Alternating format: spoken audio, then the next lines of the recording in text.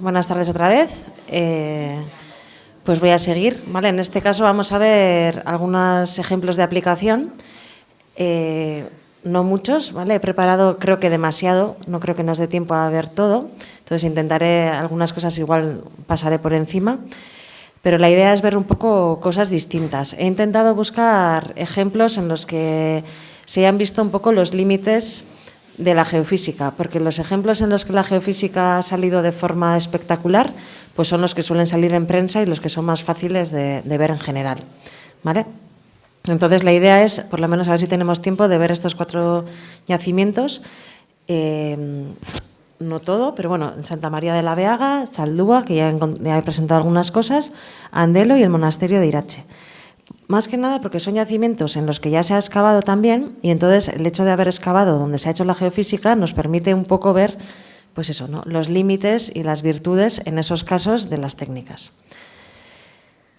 Santa María de la Beaga, bueno, es un monasterio, un monasterio en desuso, que está medianamente en ruinas y en la que sabíamos que había... Es que me lío porque yo veo 2 imágenes y vosotros solo os veis una, ¿vale?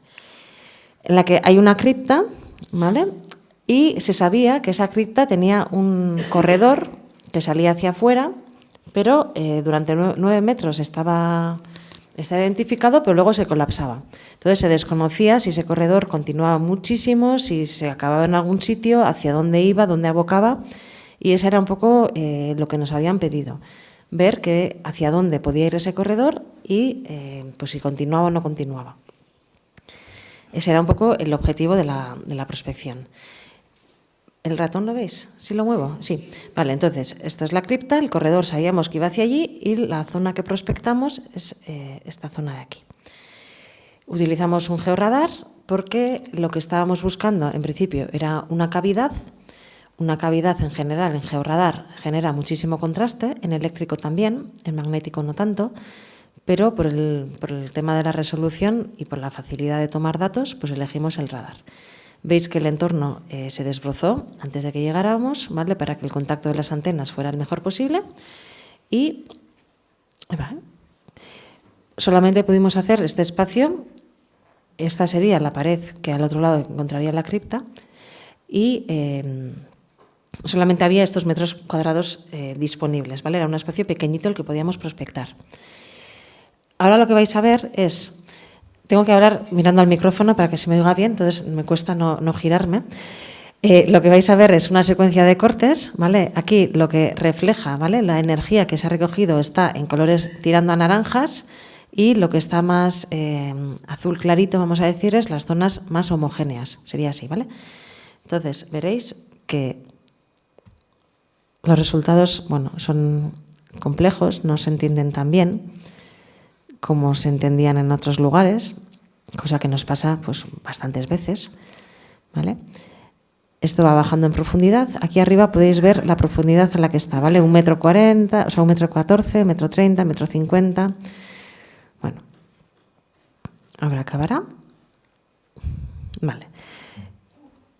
Una suma de las reflexiones que se han conseguido sería esta imagen que tenéis a la izquierda, donde se superponen en cada corte de los que hemos visto cuáles son las zonas en las que había más reflexiones, y se pone en una escala de colores de más oscuro, que sería el más profundo, a más claro, que sería el más superficial, para ver un poco todo en una sola imagen, ¿vale? Como si fuera una esquematización, le solemos llamar así, una esquematización de los resultados que hemos obtenido. Y a la derecha tendríais la interpretación que hicimos en su momento. Las zonas en verde claro, ¿vale?, corresponden a estas zonas en las que en los niveles superficiales encontramos reflexiones, se identificaron como derrumbes o rellenos irregulares.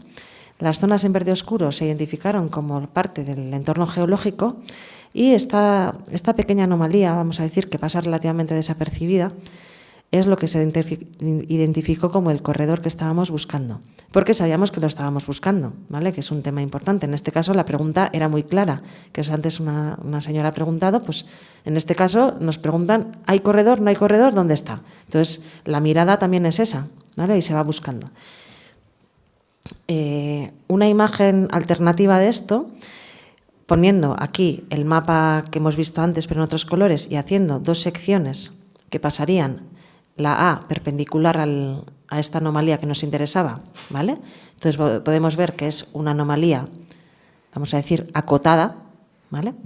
Y la B, que pasaría linealmente por encima de ella, vemos que es lineal también, ¿vale? Entonces respetaría un poco lo que podemos esperar para un corredor, pero según nuestros datos, ese corredor no continúa, ¿vale? Vuelvo atrás un momento, lo detectamos hasta aquí. Aquí pensar que hay siempre un espacio en el que más cerca de las paredes suele ser más irregular, probablemente había unas zonas sin datos.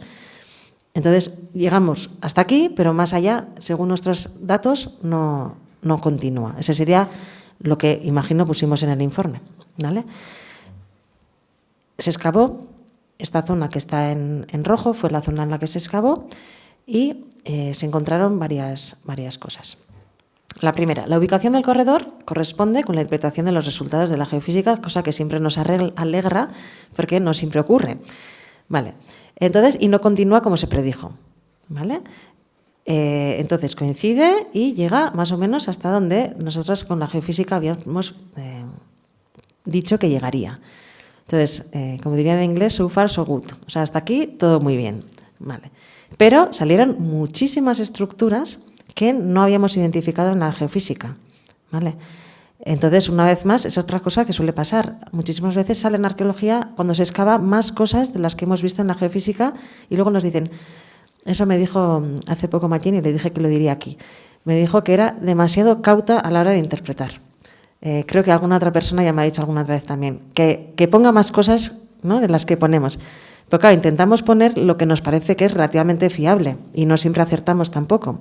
Luego excavan y te dicen, esta línea ya aparecía aquí, ya, pero tenía tan poca entidad que no sabía si era un ruido, si era un muro, si era qué era, ¿vale? Entonces, a veces es verdad que una interpretación a posteriori pues te permite ver cosas que antes no habías identificado. Como veis, va a ser el caso. Entonces, aquí tenéis imágenes, ¿vale? Entonces, salió un espacio, cuando finalizaba este túnel, un espacio rectangular, en el que tenía, bueno, pues tenía varias estructuras constructivas, algunos muros, ¿vale? Y al otro lado también, aquí tenéis dónde están, ¿vale?, las imágenes, pues los muros que estaban hechos en piedra en seca, o sea, sí. Y una pregunta que solemos hacer en estos casos es, que tiene que ver con lo que habéis preguntado anteriormente, ¿a qué nivel estaban esos muros?, ¿no?, para ver si estaban más o menos a cotas que podíamos detectar o no. Y los muros estaban 80 a 100 centímetros, bueno, a priori estaríamos bien, un poco en el límite, pero bien, y ya el subsuelo, o sea, lo que sería el suelo de ese espacio rectangular, a 1,80 m, 2 metros, ya se nos escapa un poco de las zonas, ¿no?, que podemos detectar con claridad. ¿Cómo se puede explicar esta discrepancia, vamos a decir, entre lo que vimos en la geofísica y lo que se detectó después? Bueno, para empezar, estas anomalías tan oscuras, tan intensas que vemos en la zona no excavada, son tan intensas que nos enmascaran de alguna forma el resto de las cosas que hay, ¿vale? Eso pasa un poco con la luz. Si tenemos una luz muy tenue y tenemos una luz intensa al lado, la luz tenue no la vemos. La luz intensa nos ciega, ¿vale? Perdón. Y entonces no lo podemos ver. Esa sería una de las primeras explicaciones. Estos contrastes tan intensos tienen que ver con un sustrato geológico que es altamente reflectante, que es un glacis, que como veis es muy heterogéneo, tiene mucho contenido en piedra, que hace que sea todo muy reflectante. Con lo cual, pues ya tenemos un entorno que es muy reflectante y en eso tenemos unas estructuras. Como veis, las estructuras murarias están completamente metidas en este entorno tan reflectante. Entonces, apenas tenemos contraste entre lo que queremos detectar y lo que tenemos en el entorno, y es lo que hemos dicho que es básico para poder hacer una interpretación. Si no distinguimos el entorno del objeto, no lo vamos a interpretar, ¿vale? Entonces, es una de las razones. Aquí os he puesto unos radagramas, es que a veces es difícil no ponerlo porque aunque apenas entregamos en los informes, es verdad que sí que lo solemos utilizar a la hora de interpretar y hacer las memorias, miramos los radagramas para intentar entender qué es lo que estamos viendo. No los ponemos mucho en los informes porque son difícilmente comprensibles y no suelen aportar. Pero aquí podéis ver cómo esta es la señal que produce esta geología, este glacis, Perdonar. Y esto es la señal que produce un muro. ¿Vale? Y esto yo lo sé porque luego, una vez excavado, sobrepongo y digo, ¿dónde está el muro? Digo, eso es el muro. Antes de saber eso, decir que esto es muro y esto no, pues no tengo mucha capacidad. Tengo que tener algo más de información. ¿Vale? Y además, no solo eso, porque si veis el radarama inferior, perdonar, esto es un muro y esto no es un muro. ¿Vale? Tiene exactamente la misma señal. O por lo menos no lo identificaron cuando excavaron. Igual había una acumulación de piedra. Algo habría. ¿Vale? Algo habría. No es que no hubiera nada, porque si no la geofísica tampoco se inventa nada. ¿Vale? Pero no era algo que arqueológicamente tuviera relevancia. ¿Vale? Entonces, eso es parte de la realidad de la geofísica con la arqueología. ¿Vale? Entonces, aquí podéis ver esos dos muros. Entonces, esto es un muro, pero esto no.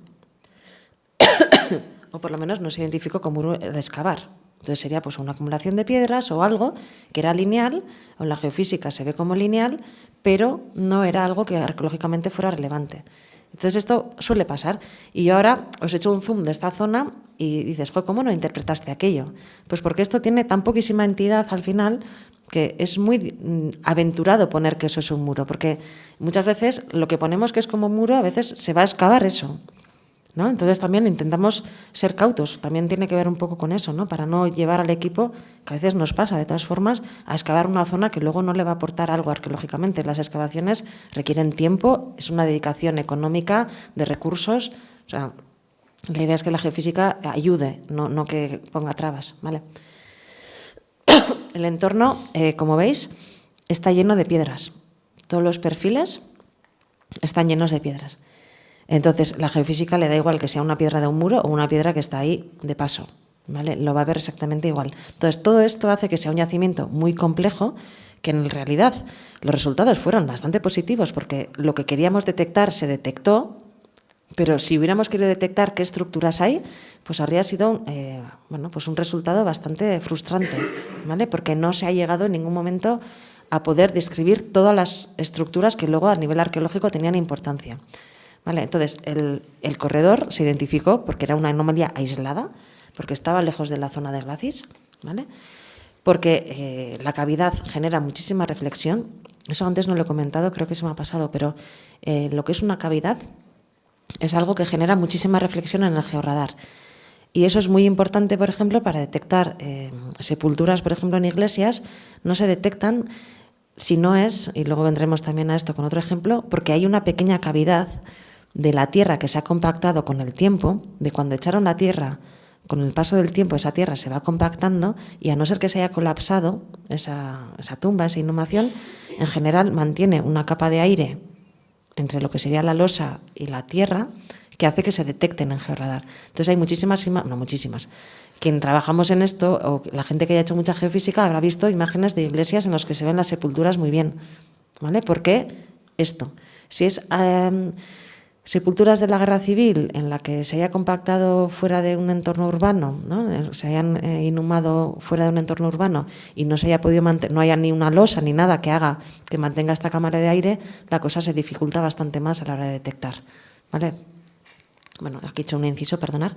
Entonces, el GPR es el georradar, es el acrónimo, también detectó los muros, pero no los identificamos porque no eran estructuras aisladas, porque salían mezcladas con el resto del glacis y porque la intensidad de la señal era muchísimo, muchísimo más débil que la intensidad de la señal del geológico, ¿vale? Entonces, el georradar no funciona, funcionó, detectó lo que había, pero la interpretación era muy complicada.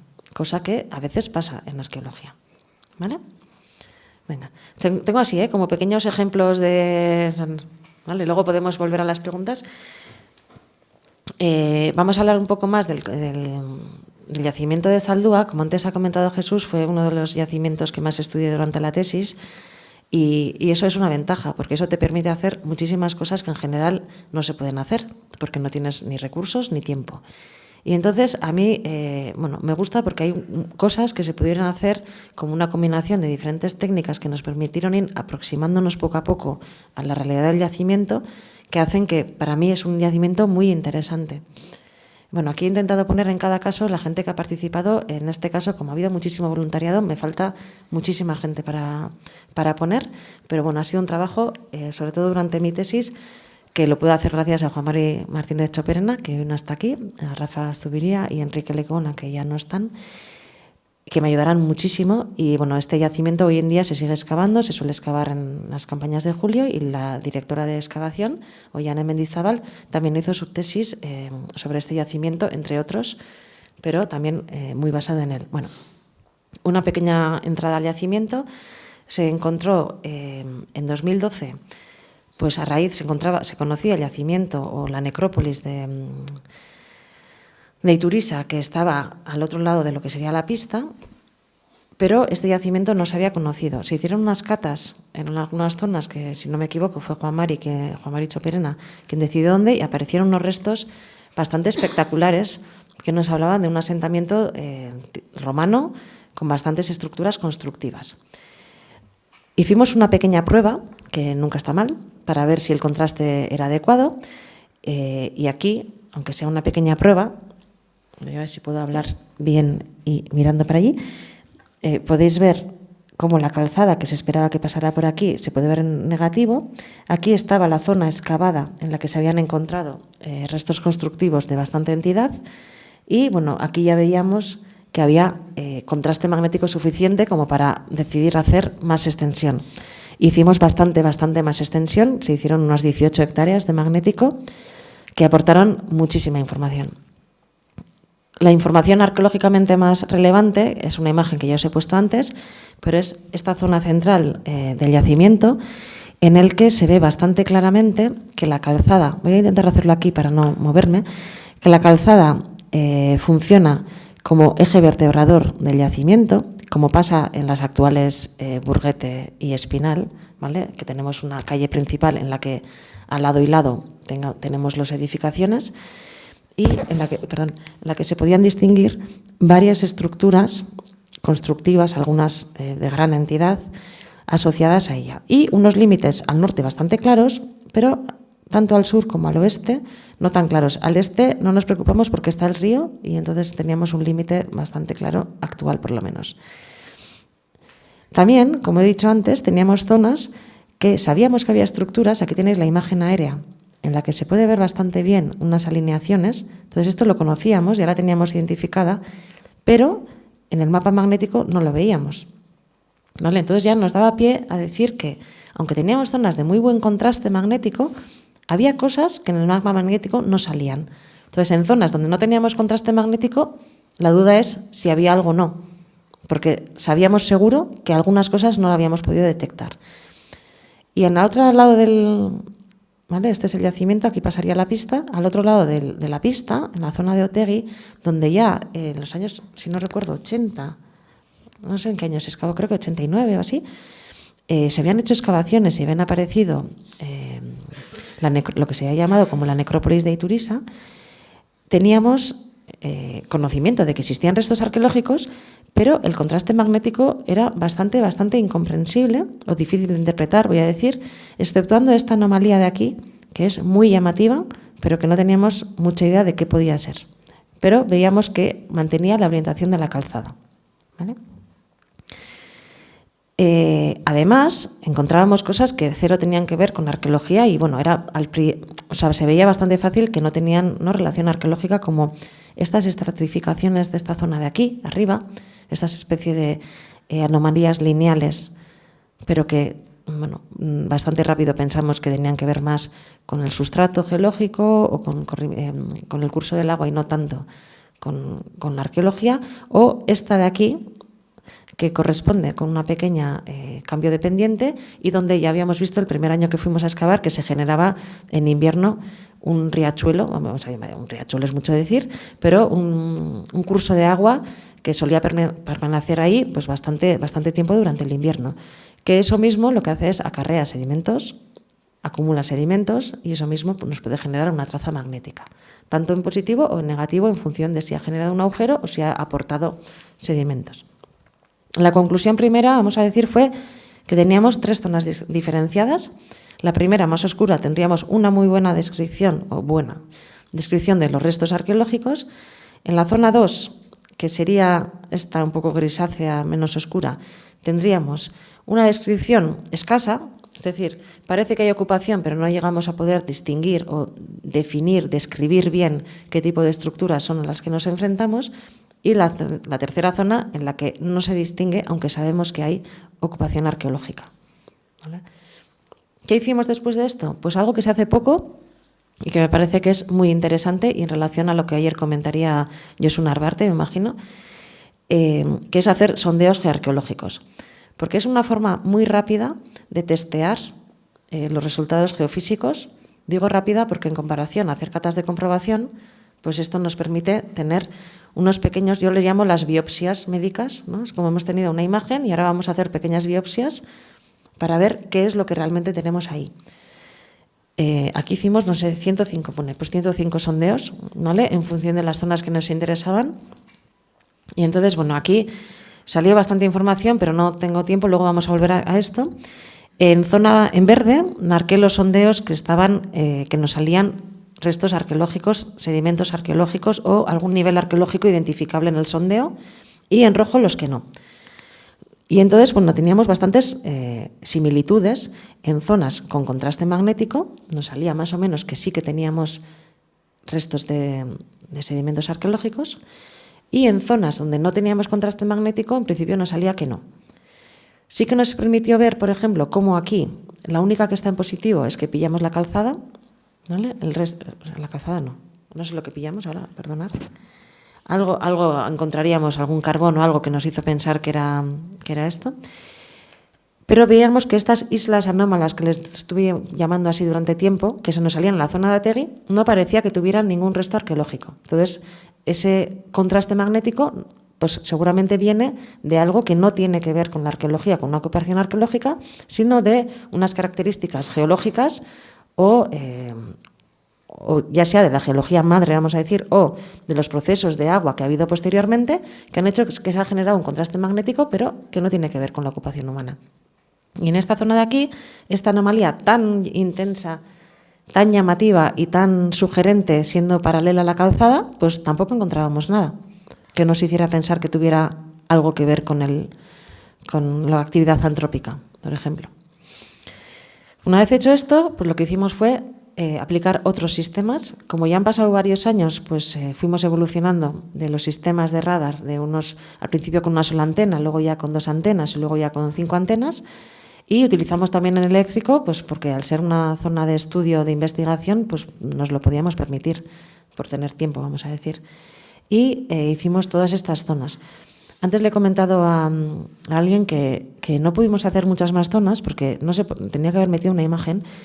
Quien haya estado en esta zona habrá visto que hay unas toperas enormes que hacen que además no han sido en su momento alisadas cuando están blandas, con lo cual se han endurecido y generan unos relieves que para el georradar es mortal, no se puede pasar ahí el radar. Todas las zonas que pasamos el radar previamente las tuvimos que limpiar a azada y dejarlas lisas, lo cual era un trabajo bastante grande y lo cual limitaba bastante los espacios que teníamos disponibles. Entonces, bueno, aún así ya hicimos unas cuantas zonas y bueno, no voy a poder enseñar todas, pero me voy a centrar en esta zona del norte porque, por suerte, tras haber acabado la tesis, pude hacer algunas otras investigaciones también que tienen que ver con la geoarqueología y quería dar como una idea de cosas que se pueden hacer, que a veces no se pueden hacer fuera de un contexto de investigación, pero que en un contexto de investigación se pueden hacer y nos pueden ayudar a intentar entender tanto la geofísica como la parte que tiene que ver con la arqueología. Entonces, bueno, me voy a centrar en esa zona. Entonces, en esta zona de aquí, pues hay un límite, claro, en el contraste magnético. Aquí, hasta aquí, incluso parece que hubiera alguna estructura tipo muro que cerrara. Luego tenemos una franja sin contraste y volvemos a tener una zona con contraste aquí.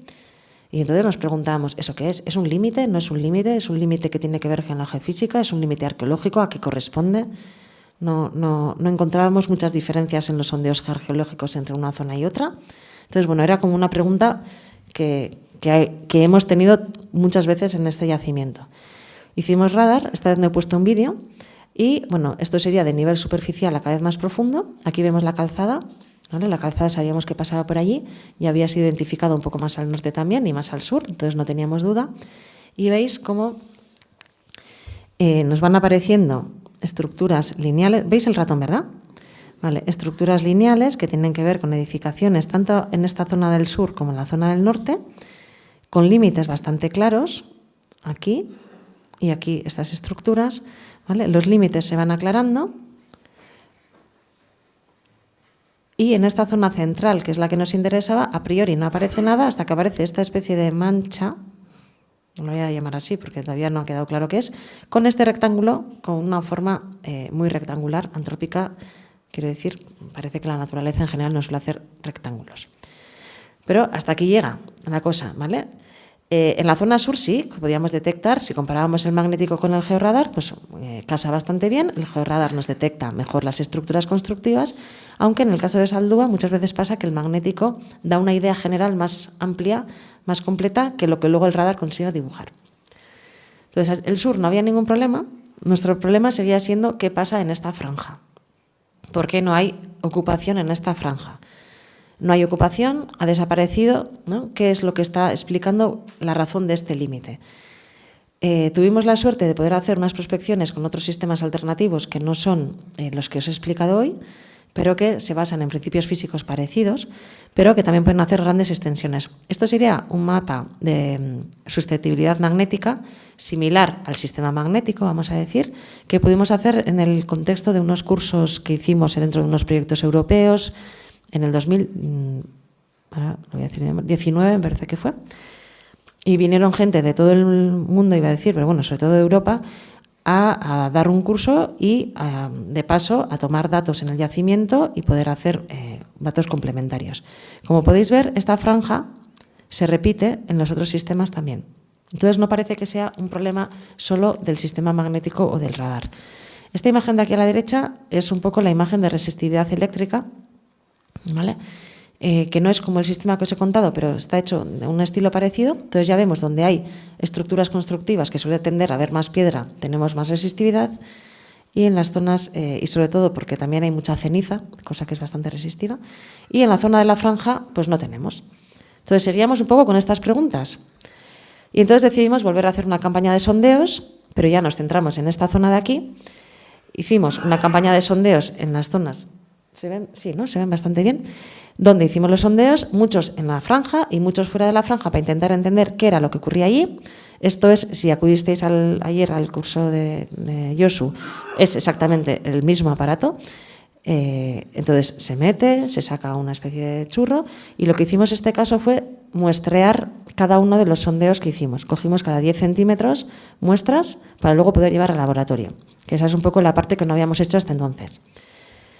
El laboratorio, no me voy a meter aquí en las explicaciones físicas, ¿vale? Pero sí que nos permitió ver que en la zona de la franja no hay apenas susceptibilidad, como ya habíamos visto, y pudimos hacer un análisis. Estos serían las secciones que encontrábamos. Lo que pone arqueología son los sedimentos arqueológicos. Estos de aquí son este de aquí abajo y este de aquí arriba. Entonces podemos ver que donde hay sedimentos claramente arqueológicos encontramos susceptibilidades que son las esperadas. Y también encontramos que, o sea, no me voy a meter en los gráficos, solamente es para ver un poco qué se puede hacer, que todo proviene del mismo material geológico, que no es que haya unas aportaciones externas ni nada, y entonces que debe haber una explicación que tiene que ver más con la sedimentología, con los procesos de los flujos de agua, para explicar por qué no hay una alteración magnética en esa zona. Hicimos algunas analíticas que nos permitían determinar finalmente que en esa zona no hubo un enaltecimiento de la traza magnética, porque siempre había tenido un nivel de agua mayor que en las zonas que están colindantes. Lo cual es a priori, bueno, a mí me servía para entender por qué la geofísica no tenía contraste, pero también nos sirve para entender por qué esa zona no hubo edificaciones o no fue ocupada. Entonces, no responde igual tampoco a un límite político, vamos a decir, sino más bien a un límite que tiene que ver con unas condiciones del terreno que no son aptas para poner edificaciones. Entonces, a veces, ¿no? O sea, simplemente era como un ejemplo de pues cuando tienes tiempo y puedes dedicarte a investigar, pues puedes ir tirando de estos hilos y comparando diferentes técnicas, sacar unas conclusiones que al final sí que te permiten tener una conclusión arqueológica. Bueno, me voy a meter ya a comparar, porque aquí excavaciones no se han hecho, las zonas en las que sí que hemos excavado. Entonces, esta zona de aquí es parte de lo que os he enseñado antes. En esta zona de aquí, os estoy enseñando algo que no veis, ¿no? En esta zona de aquí, perdonad, el sistema magnético nos enseñaba que había unas estructuras, en algunas cosas claras, pero todo mantenía una orientación coherente que no tiene nada que ver con el resto de las zonas que hemos encontrado, que son vertebradas por la orientación de la calzada, sino que en este caso estaba un poco apartada de la calzada y además todo en un espacio, ahora no me acuerdo muy bien, pero creo que tenía 80 metros de largo y con unos 40-50 de ancho, mantenía una orientación coherente, pero no terminábamos de ver claro qué podía ser. Hicimos eléctrico, georradar y todo lo que pudimos, y lo que encontramos es, bueno, estos serían los resultados eléctricos. En este caso no fueron muy esclarecedores, ¿vale? No nos aportaron mucha información. Os los he puesto simplemente para que veáis que a veces, ¿no?, estas cosas pasan. Y probamos con el radar y vamos a ver que el radar sí. Aquí vamos a ver el vídeo que hemos visto antes, ¿vale? Cómo va, a medida que bajamos de profundidad nos van apareciendo diferentes estructuras, algunas en esta zona de aquí y algunas ya a niveles más profundos en estas zonas de aquí, más al norte. En superficie, ¿qué nos aparecen? Bueno, se repiten las anomalías que habíamos encontrado en el mapa magnético, pero nos aparecen anomalías que no habíamos esperado. Por ejemplo, nos aparecen estas estructuras centrales de aquí con una sucesión, vamos a decir, de estructuras circulares reflectantes que no sabíamos muy bien qué podían ser.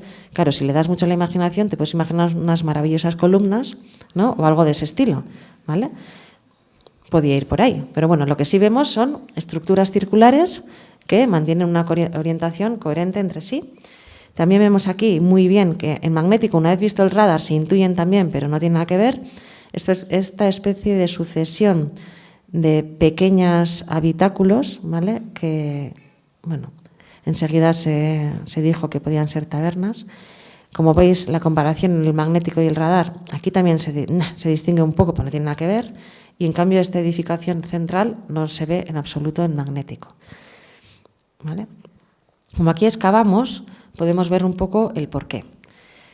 Excavamos o hicimos una pequeña excavación de comprobación en esta zona de aquí. Queríamos ver qué era esto que salía, ¿no?, porque en el nivel superficial aquí tenemos como esta mancha y por debajo nos salía justo esta anomalía circular. Entonces lo que vimos fue que en los niveles superficiales pues había una acumulación de piedras y debajo de esa... Esto sí veis, ¿no? Vale, esto serían un poco lo que veíamos en la geofísica, coinciden las zonas donde había piedras, es donde nos sale la mancha reflectante, y donde no había, hay una especie de apertura, canalización, no se puede interpretar, no tuvimos suficientes datos, y por debajo nos salió, al principio en un cuarto y luego ya en todo, esta estructura circular, que no era una columna espectacular de piedra, pero nos dejaba para que sea interesante. Vale, entonces es lo que luego se interpreta como una zapata de cimentación de lo que serían probablemente unas columnas de madera, ¿vale?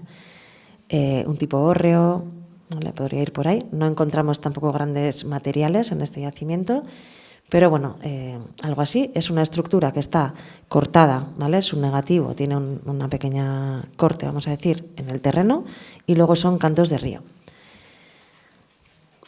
No hay contraste, hicimos pruebas de susceptibilidad magnética in situ, no tiene contraste magnético porque al final esas piedras con respecto al entorno, el entorno ya es geológico, no estamos hablando de un entorno superficial en el que tenemos una susceptibilidad magnética con cenizas o con algo que haya sido un poco elevada, sino que es el sustrato geológico, eran limos bastante limpios, no tiene apenas contraste magnético y las piedras son cantos de río que tampoco tienen, con lo cual magnéticamente no tienen ninguna repercusión, pero el radar, las piedras, comparando con el limo limpio, lo veía perfectamente. Vale. En esta zona de aquí teníamos una estructura de combustión, ahora lo vamos a ver. Esta sería la respuesta que teníamos en magnético, una especie de edificio, vamos a decir. Estos son 2 metros, ¿vale? No es muy grande, unos 5 o 10 metros, unos 25 o 30 metros cuadrados, pero que en el medio nos salía una zona que no sabíamos si era un espacio interior con sedimentos arqueológicos que nos da esta traza, si podía ser una combustión, y entonces decidimos abrir ahí porque el radar en esa zona nos daba una estructura circular. Nos daba como una estructura circular al principio y luego que se rellenaba a medida que íbamos bajando. Podéis hacer vuestras apuestas internas de qué puede ser, ¿vale? Esto es lo que tiene la gracia. Entonces, lo que se detectó fue, bueno, pues que era una zona, al final se interpretó como una zona de forja o algo así. Entonces, no es un horno, pero es una zona circular en la que hay, lo que está en rojo aquí sería estas piedras que vemos aquí, ¿vale? Entonces, tampoco es un muro bien hecho, es una acumulación de piedras. Y el centro de esa, entendemos que será todo así, solo cortamos un cuarto, tenía una capa de sedimento muy fino, pero muy rojo, ¿vale? Entonces tiene que ver con algún tipo de combustión, pero sin que llegue a ser un horno, no es un horno. Y debajo tenía una preparación de piedras, por eso el radar al principio solo detectaba las de fuera y a medida que fue bajando y llegó a la preparación de piedras, se nos rellenaba todo el entorno, ¿vale? Entonces, bueno, para que veáis un poco cómo podemos ver las cosas. Aquí hicimos pruebas de susceptibilidad magnética y vimos que el agujero C, que le llamamos, o el sondeo C, tiene valores de susceptibilidad muy bajos en comparación a otras zonas del yacimiento, que son estas imágenes que os he puesto a la derecha, que se han interpretado como posibles hornos. En especial el L1, esto lo hicimos en las muestras que sacamos de los sondeos geoarqueológicos. Por eso los podemos comparar, porque no están excavados, pero el extraer muestras nos permite hacer este tipo de comparaciones. Entonces, la comparativa sí que nos permite decir que probablemente la temperatura a la que se alcanzó en la zona de este sondeo es mucho menor que no en la que se alcanzó en esta zona, que probablemente sí que podría ser un horno, ¿vale? Y luego, otra zona, en la zona de Ategui, hicimos radar también. Y aquí también salieron cosas que no esperábamos. La calzada discurría por donde esperábamos, pero tanto a un lado como a otro lado de la calzada encontramos estructuras que en el magnético, bueno, no tenían contraste. Y tampoco habíamos continuado mucho aquí el magnético porque ya veíamos que no obteníamos resultados. Hicimos, veis, el magnético aquí, en esta zona, aquí no habíamos hecho, pero aquí no tenemos contraste y aquí en cambio volvemos a ver esas anomalías circulares, ¿vale? Que ya habíamos visto, para cuando hicimos esto ya habíamos visto en las otras zonas de Zaldúa, ¿vale? Decidimos abrir una excavación larga, una trinchera grande, que alcanzara un lado y otro de la calzada, y lo que obtuvimos, bueno, fue esto. Estas estructuras que se ven tan bien en el georradar, en realidad corresponden, yo sinceramente, bueno, me pareció sorprendente porque eran, nada, unas piedricas así, de este tamaño, una hilera. Es que no era ni una hilera, o sea, no mantenían una hilera, eran unas piedras así puestas, como veis aquí en las imágenes, pero como estaban en un entorno que era tan homogéneo, pues el radar podía verlo. Si hubiera habido si fuera una geología un poco más compleja, no los habríamos visto, el ruido habría sido más intenso que esta señal. Pero al ser un limo tan limpio, esta pequeñísima nivel de gravas se podía llegar a ver, ¿vale? Aquí estaría la calzada, la preparación de la calzada, y en el otro lado podíamos ver estas anomalías circulares que salieron de esta forma. Pero, para nuestra sorpresa, tampoco eran todas iguales, ¿vale? Cosa que la geofísica tampoco podía distinguir. No eran como las que habíamos detectado en el otro lado, eran muchísimo más simples, o sea, simples hasta un punto. Eran losas, ¿vale?, de diferentes tamaños, pero no estaban cortadas, no era un corte negativo relleno de piedras, sino que eran simplemente puestas allí. Cosa que la geofísica, como podéis ver aquí en esta imagen, pues no consigue distinguir, ¿vale? Luego la excavación te aporta más información de la que puedes obtener. Vale, y aquí solamente quería enseñaros dónde se está excavando ahora mismo, la zona central donde se está excavando. Este edificio de aquí, pues también ha sido un poco, si me permitís la palabra, un poco frustrante la excavación cuando hicimos, porque el magnético genera una señal que es muy clara, muy visualmente evidente, y el radar no, y la excavación pues tampoco, ¿vale? La calzada se ve muy bien y en este lado de la izquierda, pues la señal magnética, esta zona que no está excavada, o sea, que no tiene señal, era porque era donde estaba la excavación en la terrera cuando hicimos esto de trabajo. Y aquí es donde se está excavando y es donde han salido todas las termas, todas o varias termas de varias fases. Entonces es un yacimiento muy complejo, con muros que faltan, con zanjas no me sale ahora la palabra. De robo, eso, gracias. No era eso, pero me vale también. Vale, de zanjas de robo. Entonces, claro, eso hace que sea una complejidad enorme. Y casi el magnético aporta más porque aunque nos faltan los muros, los suelos están in situ. Y esos suelos suelen tener un aumento de la traza magnética por toda la materia orgánica que se pudre allí, por la ceniza que se va mezclando. Y entonces el magnético nos genera señales más claras. Aquí podéis ver, esto sería como más de cerca, veis que el edificio de la derecha en realidad parece mucho más espectacular. Aquí, claro, no es raro, la gente se sorprende porque las termas no se ven muy bien, pues porque son un batiburrillo, pues hay hornos o zonas, ¿no?, como podéis ver aquí, de combustión, mezcladas con ladrillos, con suelos, con zonas que se han calentado. Entonces no nos permiten tampoco obtener imágenes claras de estas zonas. Y aquí además radar no se hizo en su momento porque, bueno, pues todas las toperas y todo no nos permitían. Y aún así no habría salido bien porque hay muchos muros que directamente no están. Vale. No voy a hablar más de Zaldúa porque si no me voy a pasar. Vale, entonces vamos a hacer una pequeña incursión en el yacimiento romano de Andelo, que ya sabréis, imagino, que vuelve a estar en investigación con un proyecto de la universidad que lo dirige Íñigo Portela, que está aquí, con Javier Armendariz, y en el que el año pasado se hizo una campaña de prospección en la que se hizo únicamente georradar, pero que, bueno, pues fueron unos resultados que también son interesantes y que además se han podido excavar.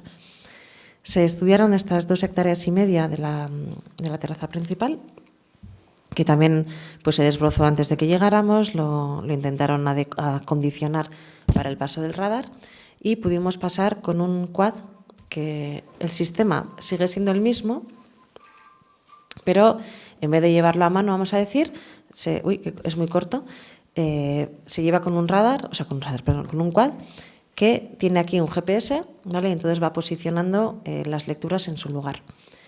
Esto, sobre todo, es más físicamente, pues se agradece mucho no tener que ir llevándolo, porque al final es una cosa que pesa bastante, y te permite pues tener grandes extensiones en un tiempo menor. Claro, no puede ir muy rápido porque necesita tiempo, porque no es cuestión de que vaya saltando las antenas, pero bueno, ahora vuelve a enseñarlo, ¿vale? Ahora saltará, imagino, vale. Entonces, aquí los resultados van al revés. Se están moviendo solos, ¿no? ¿No? Vale, eso es. Voy a volver a empezar, así me deja. Vale. Entonces, aquí lo que está en blanco es lo que es más reflectante y lo que está en negro es lo que es menos reflectante. Eso es una cuestión de gustos, ¿vale? Entonces, bueno, aquí no sé por qué decidimos así. Esta zona sin lecturas es porque hay un salto de topografía. Esta es la zona que está musealizada, el museo está aquí, ¿vale? Entonces vais a ir, a medida que va bajando, cómo va viendo. Luego volveremos un poco, ¿vale?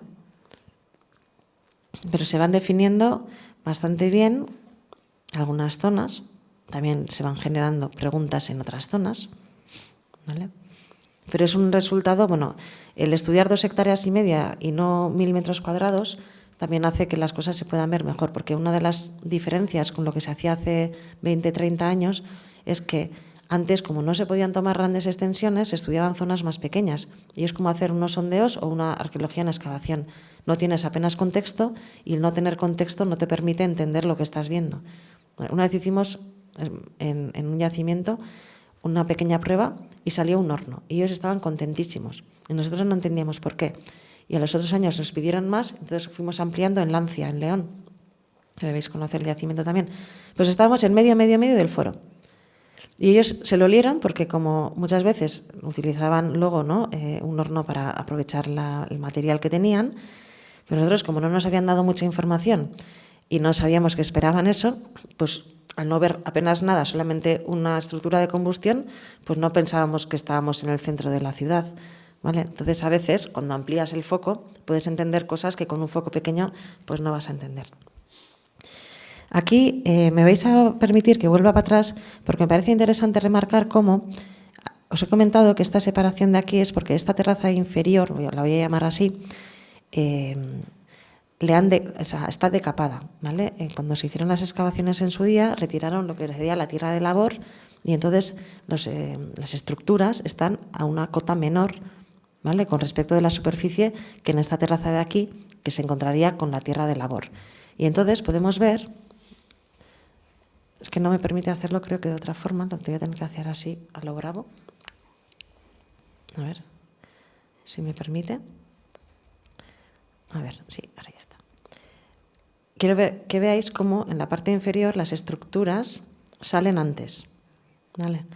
Entonces hay que tener un poco de cuidado también con eso, porque claro, salen antes en la imagen, porque en realidad esta parte de aquí está más abajo. ¿Ahora está corriendo o no? Vale, ahí va, ¿no? Entonces aquí nos van a empezar a diferenciarse antes las estructuras constructivas que en esta zona de aquí, porque aquí todavía estamos en las zonas de labor y aquí ya hemos llegado a los niveles arqueológicos. Entonces, cuando hacemos radar, cuando hacemos otro sistema y comparamos, tenemos por eso es importante acudir a campo, ¿no? Quien interpreta que ya estaba en campo, porque ves muchísima información in situ que luego a la hora de interpretar te ayuda. No es que sean dos niveles de ocupación distintos que están a diferente cota, sino que son tu terreno está a diferente cota y entonces el radar lo va a dibujar a diferente cota, ¿vale? Vale, ahí tenemos tiempo, ¿no? Entonces aquí, bueno, hay muchas cosas, pero esto sería la superposición, como antes os he enseñado, ¿no? De todas las cosas reflectantes que salen en las diferentes profundidades. Lo más claro sería lo más superficial y lo más oscuro lo menos superficial. Entonces, aquí vemos cómo hay unas vías, ejes viarios, lo vamos a llamar así, aquí también se ve bastante bien, aquí también, y luego unas anomalías más estrechas, claro, la imagen también es pequeña, la muestra es más grande, para ver, ¿no?, de cerca las estructuras que puede haber, y luego he elegido un par de cortes que me parecen más interesantes, ¿vale? Pero podemos ver estas edificaciones de aquí. Estas zonas reflectantes se han identificado como las vías de circulación, que algunas ya se esperaban y ya habían sido propuestas basándose en cosas anteriores. Esta es la misma imagen, pero negro sobre blanco.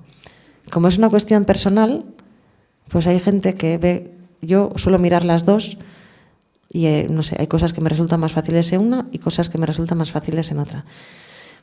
Aquí, por ejemplo, podéis ver cómo hay como otra edificación, pero en el sureste vemos una mancha que nos preguntan, ¿y esto qué es? ¿Y esto qué es? Pues no sé.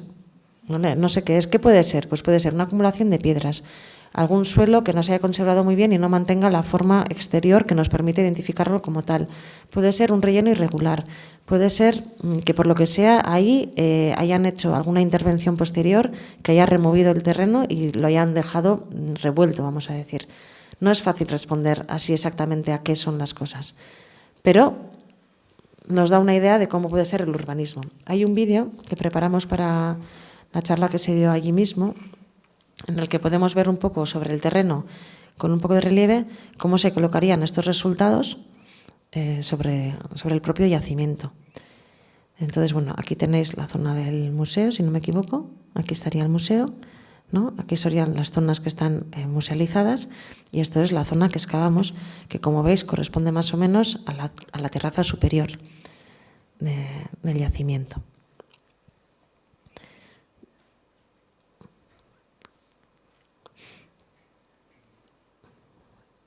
¿Responde a todo? Para nada, ¿no? Es como, pero da una idea y sobre todo permite decidir dónde el equipo arqueológico, una vez que visualiza esto, dónde le parece que va a ser más interesante excavar y plantear sus excavaciones para intentar responder a las preguntas que tengan de antes y que con esto les puedan surgir. ¿Vale? Esa es un poco la idea de la geofísica. No se pretende, hay gente, sobre todo al principio, yo creo que ahora eso se ha superado un poco, había arqueólogos que pensaban que la geofísica haría que no se excavara, ¿no? Que de alguna forma iba como a suplantar la excavación. Y eso nunca va a pasar, porque aparte de que una geofísica nunca te va a poder dar una datación o una cronología, ni te va a hablar de los materiales que puede haber en ese yacimiento y de muchísima otra información, muchas cosas no se pueden ver con la geofísica. Entonces, es más bien un acompañamiento para intentar que sea más efectiva la excavación, ir un poco a las zonas que pueden ser más interesantes y luego ya la suerte de encontrar o no cosas que puedan ser relevantes para responder a las preguntas que se tengan en cada caso. A ver. Esto es el esquema interpretativo que facilitamos a la dirección arqueológica, en el que pues, las manchas en rojo, vamos a decir, estas manchas en rojo clarito, pues correspondían a zonas reflectantes, pero sin que podamos identificar claramente una morfología que nos permita identificarlas. En ese caso, en general, las solemos atribuir a derrumbes, rellenos, ¿vale? Preguntas de ese tipo. También puede ser pavimentos mal conservados, ¿vale? Que a veces también pasa. Si están bien conservados, en general se suele notar que es un pavimento, pero si no está muy bien conservado, no.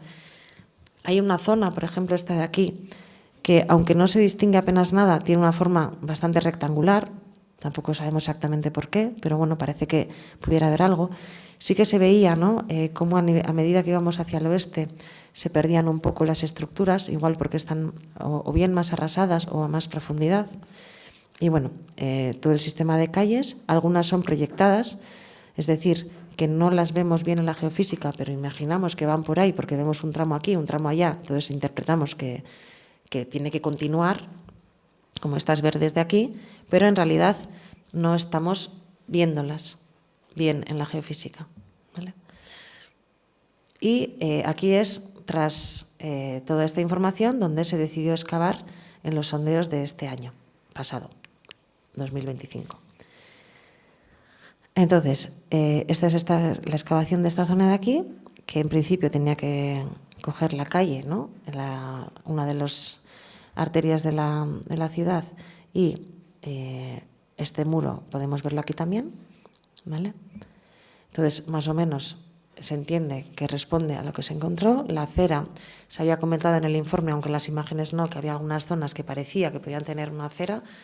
A veces no es fácil poner todas las imágenes porque, como decía antes, cuando hacemos los informes miramos mucho los perfiles y a veces proponemos en el informe, pero en la imagen no lo terminamos de dibujar porque no lo terminamos de ver, pero sí que había alguna de estas calles que podían parecer que tuvieran acera y bueno, pues en este caso sí que se cumplía.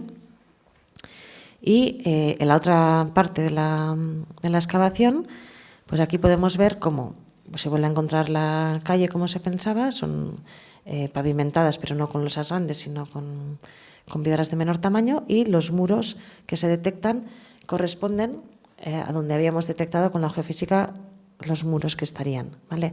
Pero si os fijáis, este muro que está pintado en verde, que corresponde a esta unidad 428, esta en la geofísica no se detectó, ¿vale? ¿Por qué? Bueno, pues habría que hacer un estudio mucho más profundo para poder decir exactamente por qué, pero es un muro que corresponde a otra fase, es anterior, está a una profundidad ligeramente mayor y en ese caso, pues igual hay alguna señal que puede verse, pero muchas veces también ocurre cuando estás dibujando una estructura, lo que os decía antes del prejuicio que podemos tener sobre cómo funciona.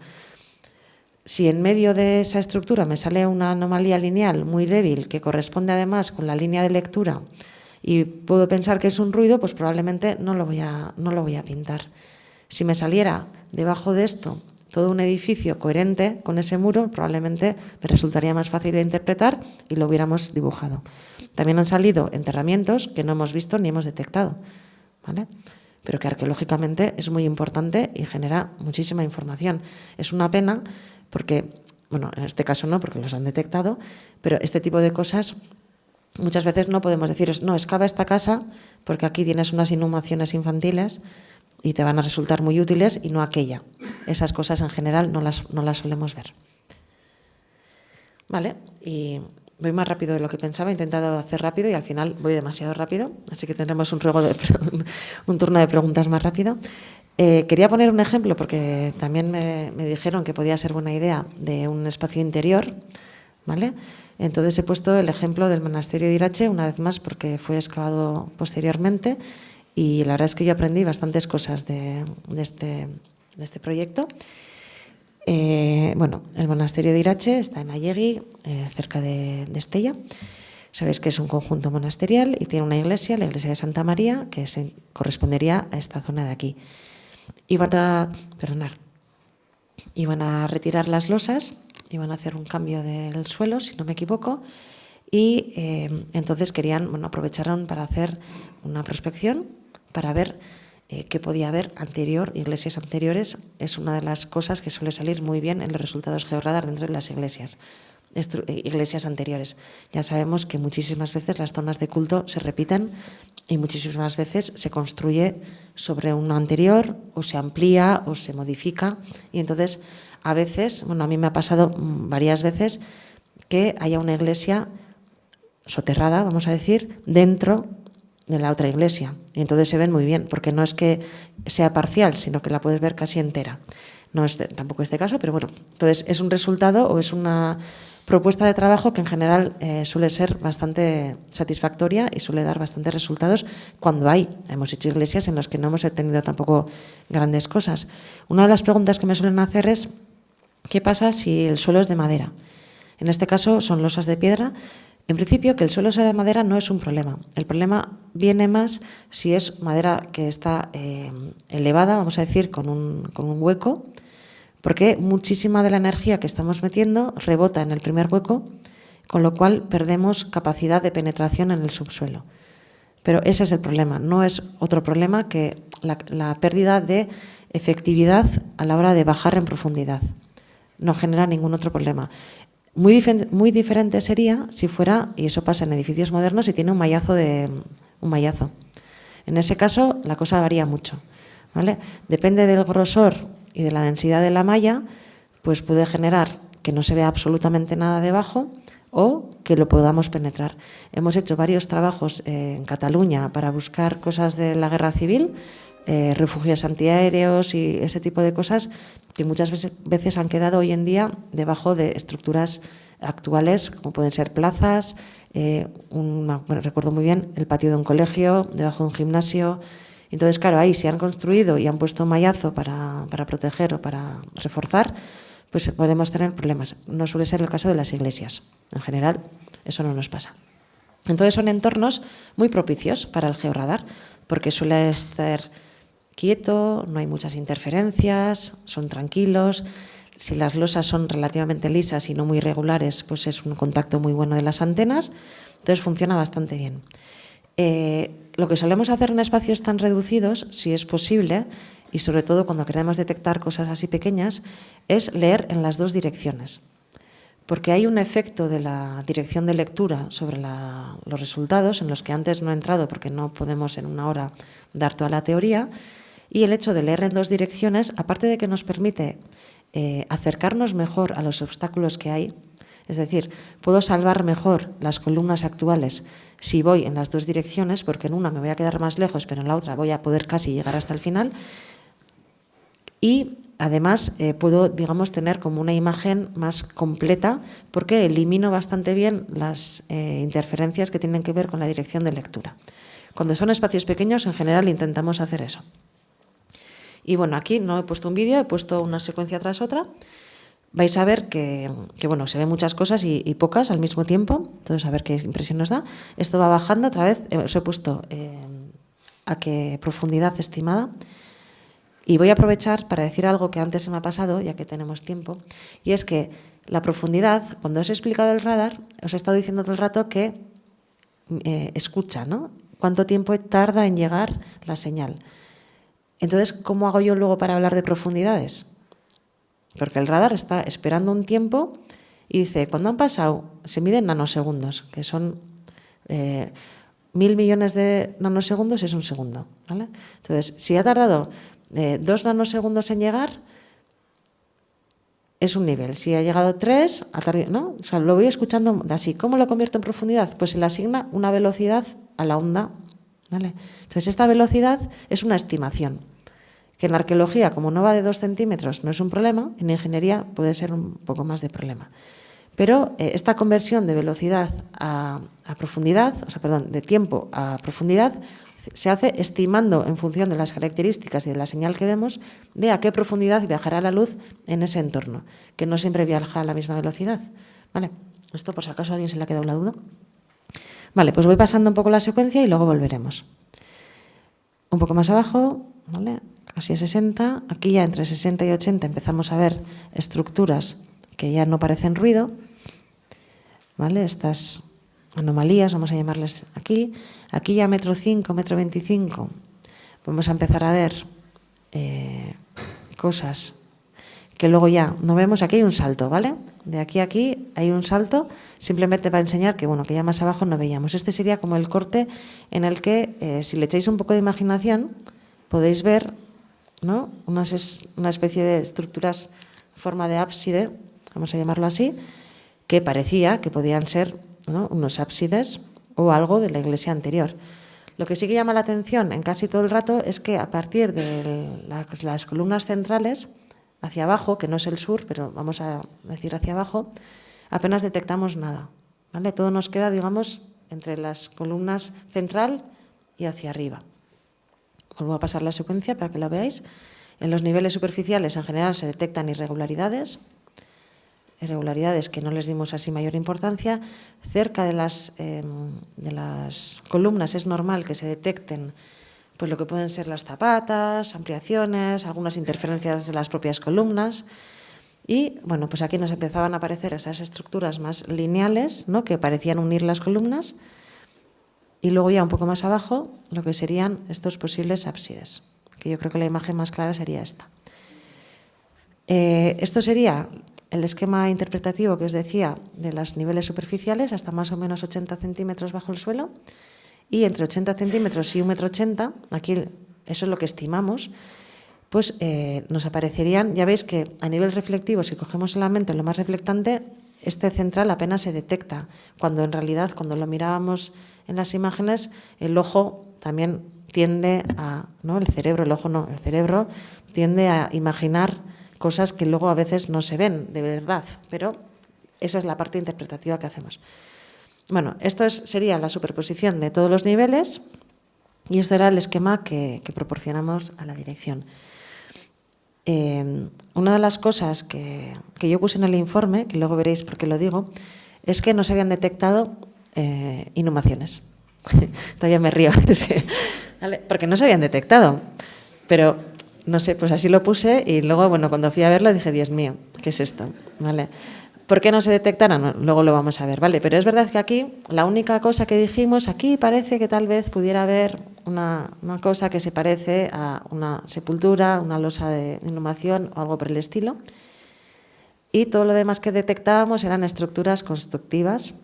Porque es verdad que en las iglesias, claro, es que no puedo poner miles de ejemplos, pero es muy típico encontrar, y se ven muy bien. Entonces ves, ¿no?, unas estructuras muy reflectantes, muy bien dibujadas, que corresponden a estas inhumaciones. Entonces, aquí llamaba la atención que no se detectara ninguna. Entonces, yo me atreví a poner eso en el... Bueno, supongo que puse no detecté, no creo que puse no hay, pero tal vez puse no hay.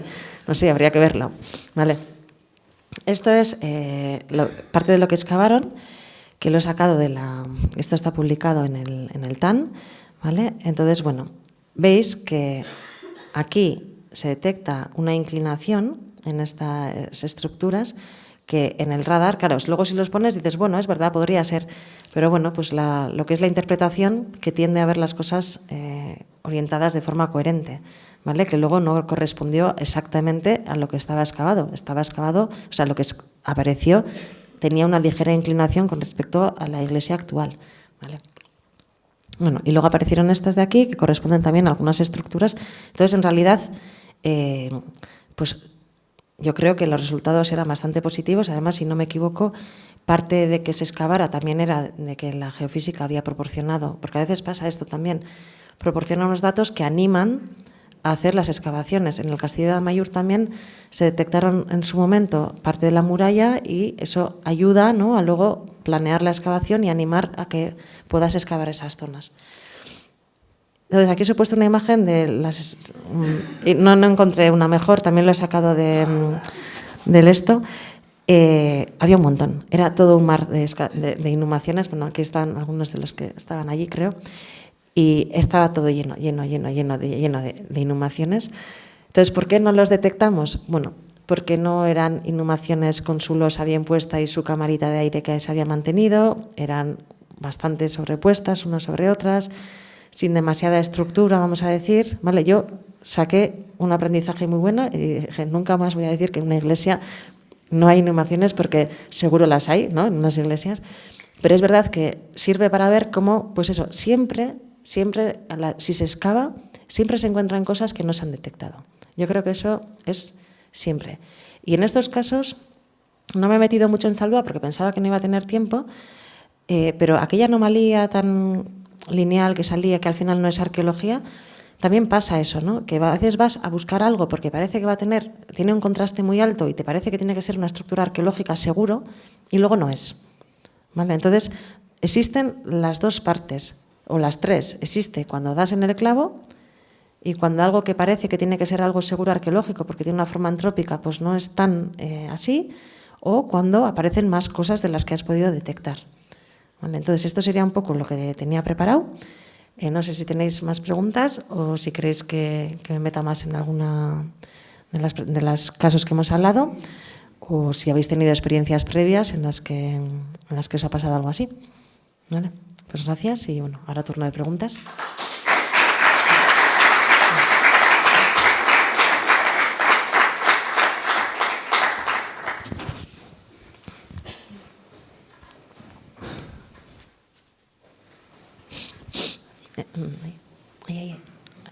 Bueno, no sé dónde he sido. ¿Para aquí? Sí, hola, Quiñe, muchísimas gracias por las explicaciones que vienen realmente bien. Tema ya inhumaciones Irache.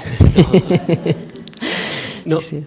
Has dicho ahora que, por ejemplo, no habías visto las de Irache, tampoco habías visto las de Andelos, pero también habías dicho al principio que muchas veces tienes que saber un poco qué buscar, ¿no?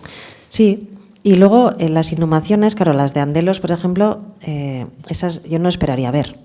Ya sé que ha habido alguna gente que ha hecho para mí mucho mal a la geofísica, que va diciendo, bueno, es que hay unas imágenes por ahí que son alucinantes, que dibuja hasta una vasija en un perfil de georradar.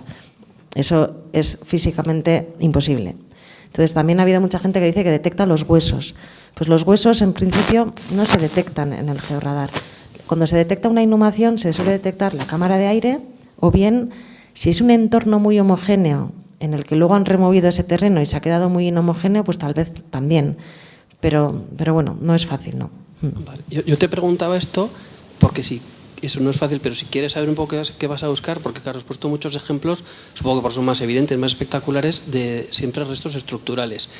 Buscar una necrópolis en el campo, un campo de hoyos, alguna cosa así, sabiendo que quieres buscar unas negativas, aunque sean muy pequeñitas, ¿ahí sí puede llegar a detectarlo? Un campo de hoyos hay que hacer como muchas preguntas previas, vamos a decir. Es como cómo es la geología. Entiendo que un campo de hoyos con sus vasijas, ¿no? Entonces la propia vasija puede dar un poco de contraste magnético. Si tienen cenizas, las cenizas también dan contraste magnético, pero tiene que ser que no estén muy profundas, que el entorno sea limpio, o sea, que no tenga mucho ruido. Hemos hecho algunos intentos, no todos exitosos, pero es verdad que a priori, ¿no?, un campo de urnas, en función del tamaño que tengan las inhumaciones o la cantidad de material que haya, si se ha conservado bien, si no se ha lavado con el corrimiento de agua y sigue manteniéndose ahí, claro, si se ha cremado in situ, entonces ya sí. Eso en principio, si se ha mantenido ahí, se tendría que detectar la combustión. Son complicados. Lo más tranquilo los proyectos que yo hago más tranquilamente son las villas romanas. Es decir, o sea, mentirías, es verdad, ¿no? Porque al final sabes que lo más probable es que va a dar un buen contraste, porque son estructuras que más o menos son masivas, es importante que sean masivas. Si el entorno no está muy machacado, no siempre tampoco da buen resultado, pero hay yacimientos ibéricos que tienen unos resultados también espectaculares, pero también tiene que ver un poco con el hecho de que se conserve. Las estructuras murarias suelen, en general, dar buen contraste, pero también recuerdo hace años en Yecla un yacimiento también romano, que a priori tendría que ser, pero habían utilizado muchísimo material reutilizado desde bases, trozos de columna, cerámicas, trozos de signinum en las paredes, o sea, ¿no? Cortar un trozo de algún mosaico que no querían y ponerlo como muro. Aquello era un batiburrillo, o sea, no había forma de detectarlo en magnético. En radar todavía podíamos ver algo. Pero es verdad que las estructuras constructivas, pues en general son las más masivas y entonces son las que se tienden a dibujar mejor. Y además son las más fáciles de interpretar porque, como decía antes, nuestro prejuicio a buscar cosas coherentes, vamos a decir, nos ayuda a buscar cosas rectangulares. Yo me acuerdo, hace años hicimos un trabajo en Galicia muy largo, o sea, muchos castros, por ejemplo, y hacíamos magnético y radar. Y en aquel momento yo no fui capaz de interpretar bien lo que veía en radar, pero luego con los años, ¿no? Que también esto tiene eso, el magnético se veían muy bien. Como le daban fuego al suelo para afirmarlo, vamos a decir, para endurecerlo y que no tuvieran tanto barro, me imagino. Entonces, en magnético salían perfectamente todos los hábitats, o sea, todas las casas, vamos a decir, circulares, se veían perfecto. Y en radar, pues se llegaron a detectar los hoyos de los postes. Pero yo me acuerdo que en su momento yo no me atrevía a poner que eso era, pero salían más o menos alrededor unas manchas que parecían, y luego con el tiempo dices, pues ¿qué tendrían? Pues aquello sería, ¿no? Entonces, bueno, pues no siempre se puede, pero en aquel caso sí que se podían detectar. Pero si me pidieran que detectara eso, pues o sea, hasta verlo no estás segura de si va a salir o no. ¿Vale? Entonces es verdad, y lo de buscar, pues sí, o sea, pues lo que decíamos de la Beaga, pues estábamos buscando el corredor, lo encontramos por eso, si no, pues habríamos dicho, ¿qué es esto? ¿No? Si no tuviéramos esa información, no habríamos sabido muy bien interpretar qué sería eso. No sé si estoy respondiendo o estoy... Sí. Reformula otra vez si quieres. No, realmente, por ejemplo, efectos prácticos, ¿no? Si queremos buscar un campo de hoyos. Sí. Es posible, no me refiero solo de urnas con cremaciones, sino a hoyos que han sido silos, por ejemplo, si es capaz de detectar esas negativas, que igual son pequeñas, que no tienen... Pues eso es lo que hay que ver. O sea, claro, los hilos de gran tamaño se detectan en general bien. Los que pueda haber, bueno, hay muchos ejemplos de eso, pero porque ya son de una entidad considerable. Los que son pequeños es que sin saber es difícil de ver, porque depende muchísimo del entorno, ¿no? De cómo es la geología del entorno, de cómo están rellenos esos hoyos, y entonces si hay contraste o no. Eso es que es difícil. Claro, por ejemplo, si no sabes dónde están, pero sabes que están acotadas en una zona, es muy probable que en magnético puedas descartar y decir, pues de estarán aquí porque es donde veo que hay más alteración. Pero llegar a dibujarlos, eso habría que como verlo con cuidado y no arriesgarse mucho, quiero decir, no apostar mucho por ello. Ya, y solamente por terminar, si por ejemplo sabes que está el campo de hoyos, excavas 2 o 3, sabes todas las características, ¿serías luego tú capaz de redimensionar ese yacimiento en base a lo que ya se conoce? Mejor, pero para hacerlo en plan bien, ¿no? El problema directo que se llama, hay que hacer analíticas, saber cómo es, o sea, pero sí que es verdad, es que cuando ya sabes lo que hay, ¿no? O si se hace una prospección y se hacen unas catas de comprobación, y dices, bueno, pues si esto era esto, lo más probable es que aquello también. Iría un poco por ahí, porque no puedes apostar todo a cosas que no puedes hacer. Hemos hecho algunas, o sea, sería cuestión de mirar si se repiten las características y bueno, cosas así. Muchas gracias. Ahora sí.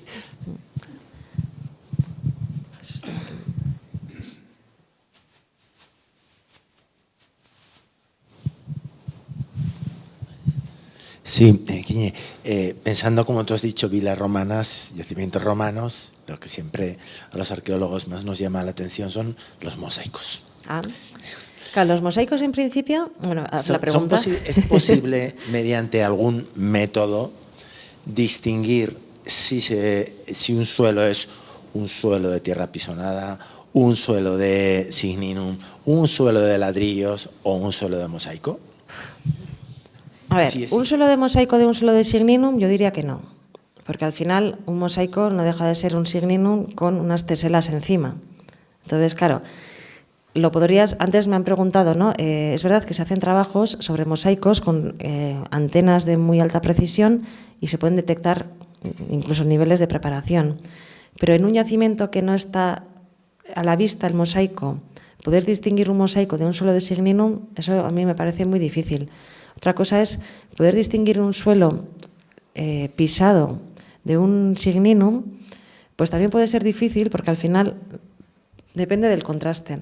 Pero es verdad que en Artzi, en la que está en la imagen, pero en la zona que se excavó, que ya está excavado todo, vamos a decir, pues me parece, veis el ratón, ¿no? Me parece que en esta de aquí se veía que podía haber...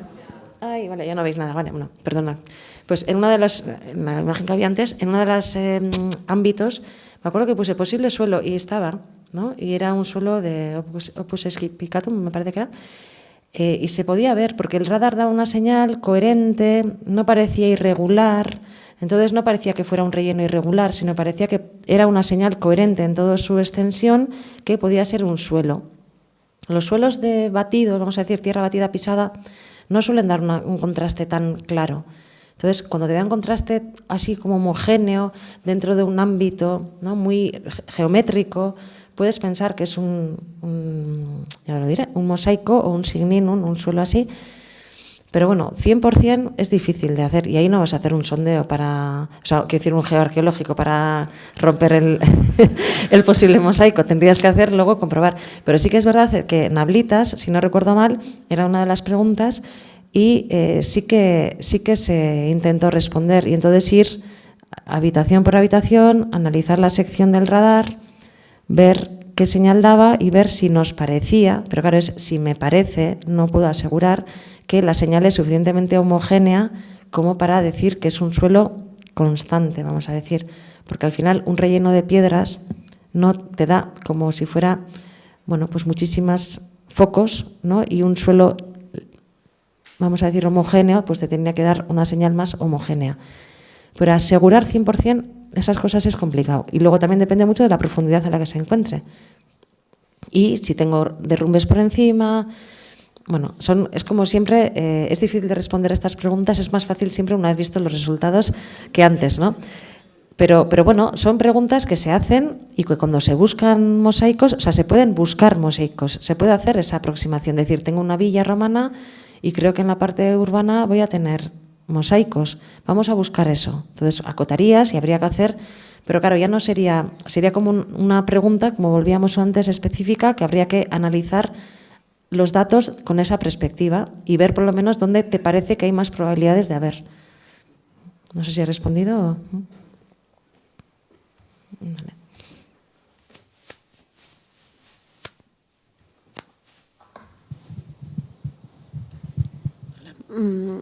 A la hora de ser un poco más específicos sobre estos tipos de metodologías, cuándo y dónde aplicarlos, ¿descartarías algún tipo de yacimiento por cronología o por tipo de material constructivo? O, por ejemplo, se me ocurre que un incendio de hace 50 años descarta totalmente el magnetismo. O sea, no sé si me explico. Porque esas preguntas, no, un incendio forestal, por ejemplo, si no ha alcanzado cierta temperatura, pues tampoco igual te va realmente a hacer descartar el magnético. Una cosa que generan, yo nunca he tenido la suerte de encontrarme, pero bueno, rayos, por ejemplo, si cae un rayo, pues eso hace una señal magnética bastante curiosa. Y en Zaldúa creo que con el tiempo llegué a la conclusión de que algunos serían rayos que habían caído ahí, por ejemplo. Yacimientos a descartar, pues hay algunos yacimientos que cuando te pedían el presupuesto dices, esto hay que ir a verlo in situ, porque es muy difícil de decir que vaya a funcionar. Yacimientos rocosos, ¿no? Pues montañosos, rocosos, pues castillos, ese tipo de, ¿no? En los que muchas veces no tienes mucha superficie que explorar, hay mucho cambio topográfico, superficies irregulares con derrumbes parciales, por ejemplo, o mucha piedra en superficie, porque ahí el radar lo más probable es que no lo vas a poder utilizar por el tipo de superficie, el magnético igual no hay suficiente contraste para detectar las estructuras porque ya es un entorno rocoso en el que tengo más piedras. Ese tipo de yacimientos son complicados.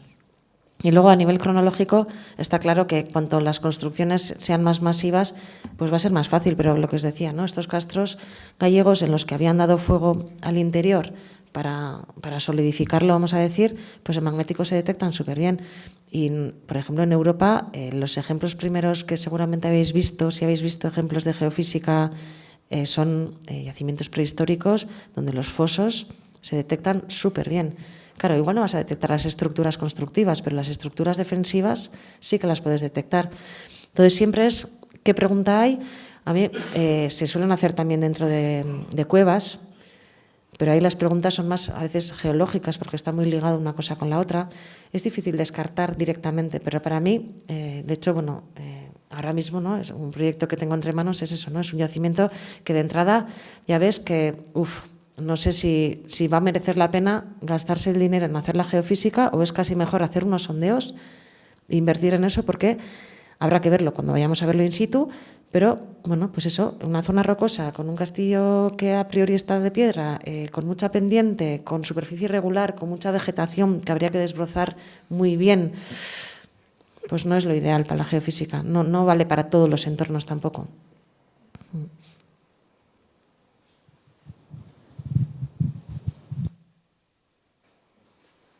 No. Si no hay más preguntas. Vale. Pues cerramos aquí, ¿no? Sí. Vale. Pues gracias a todas.